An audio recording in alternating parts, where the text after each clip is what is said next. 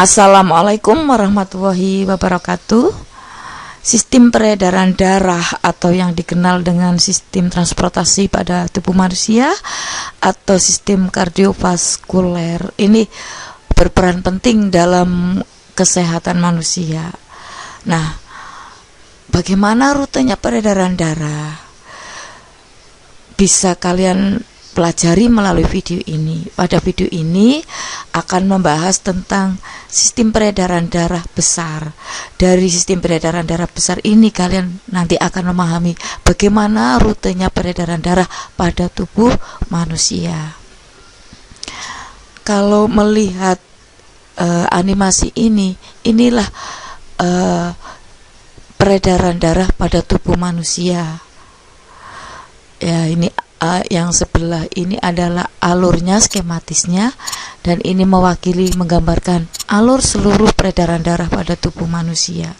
Kalau dalam kenyataannya itu sangat rumit, tapi untuk membantu mempermudah memahami itu secara skematis. Bisa kalian lihat ini adalah sistem peredaran darah yang bisa dikatakan hampir yang nyata peredaran darah seperti ini, ya. Untuk membantu memahami, saya tekankan lagi adalah dengan skematis peredaran darah. Untuk memahami skematis peredaran darah, kalian saya ingatkan harus tahu posisi jantung yang sebelah kanan mana, yang sebelah kiri mana.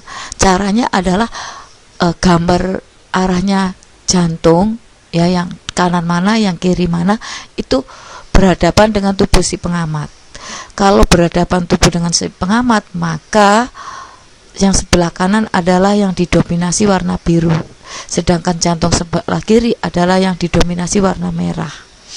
Kemudian kamu juga harus paham pembuluh vena dan pembuluh arteri. Kalau pembuluh vena itu aliran darahnya kembali ke jantung, sedangkan nadi atau arteri adalah aliran darahnya meninggalkan jantung.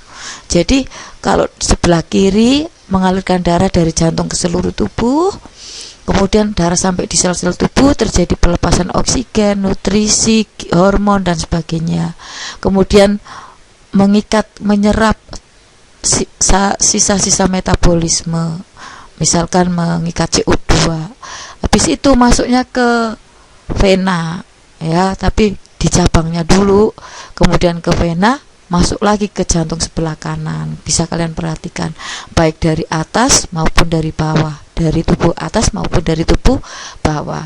Bisa kalian perhatikan dari jantung sebelah kanan, ya, serambi kanan turun ke bilik kanan, akan masuk ke paru-paru melalui pembuluh nadi paru-paru.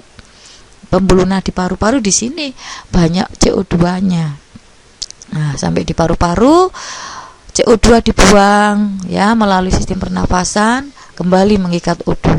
O2 masuk juga melalui sistem pernafasan, apa yang disebut inspirasi. Nanti masuk ke dari paru-paru, darah akan masuk ke jantung sebelah kiri melalui pembuluh balik paru-paru. Nah, saya tunjukkan pembuluh kapiler, ya. Saya tekankan tadi belum saya jelaskan. Ada pembuluh kapiler. Pembuluh kapiler itu adalah cabangnya pembuluh darah, penghubung antara nadi dengan vena. Nah, disitulah yang berlangsung pelepasan oksigen, nutrisi, penyerapan sisa-sisa metabolisme itu di pembuluh kapiler.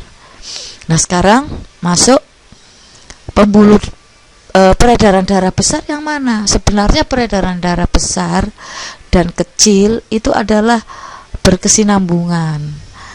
Di video yang lalu sudah saya tayangkan peredaran darah kecil. Berarti ini lanjutan dari peredaran darah kecil, saling berkesinambungan. Nah, ini, ya. Jadi saya ulangi lagi bahwa peredaran darah misalkan dimulai dari jantung sebelah kiri, serambi kiri masuk ke bilik kiri masuk ke seluruh tubuh melalui pembuluh nadi. Kemudian di seluruh tubuh ada pembuluh kapiler, di situ terjadi pelepasan oksigen, sari-sari makanan, dan penyerapan sisa-sisa metabolisme. Masuknya darah ke pembuluh balik yaitu vena, kemudian masuk ke serambi kanan, ke bilik kanan, menuju ke paru-paru melalui pembuluh nadi paru-paru. Nah, di paru-paru CO2 dibuang, dilepas, kembali mengikat O2. Nah, O2 akan dibawa ke jantung sebelah kiri melalui pembuluh balik paru-paru. Nah, di sini di jantung sebelah kanan, kemudian menuju ke paru-paru, kembali lagi ke jantung sebelah kiri, ya. Ini adalah pembuluh nadi peredaran darah kecil, ya, peredaran darah kecil. Tapi sebaliknya, kalau dari jantung sebelah kiri kemudian menuju ke jantung sebelah kanan adalah peredaran darah besar. Jadi peredaran darah besar adalah jantung ke seluruh tubuh kembali ke jantung. Oke, itu peredaran darah besar. Mudah-mudahan kalian paham, ya. Asalkan sekali lagi memahami video dari video